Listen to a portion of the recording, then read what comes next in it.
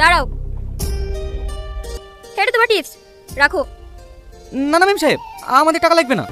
আরে রাখো রাখো, লজ্জা পেতে হবে না। টাকা পেলে তোমাদের মতো করবে, খুশি হয়। তোমাদের অবস্থা দেখে মনে হচ্ছে টাকাটা তোমাদের প্রয়োজন, রেখে দাও। রান্নাটা বেশ ভালোই হয়েছে। তুই রান্না করেছিস? হ্যাঁ ম্যাম সাহেব, আমি রান্না করেছি। ভালো হয়েছে। হুম। এত বছর আমি একা একা থেকেছি, আর থাকতে পারবো না। বৌমা শুধু ফোন করে ডেকেলে। তোমার মামা তো ছুটি পায় না, ও কি করে আসবে? আমি এসব কিছু জানি। বৌমা আসার পর এই গ্রামের একটা ভালো ছেলে দেখি মায়ের বিয়ে দিয়ে দেবো। হোয়াট? বিয়ে?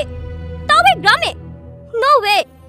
তোর বিদি তোকে আর নাজ্জা মাইকে আমার কাছেই রেখে দেবো। সবার খাওয়া হয়ে গেলে যে খাবারগুলো থাকবে তোরা বাড়ি চলে যাস।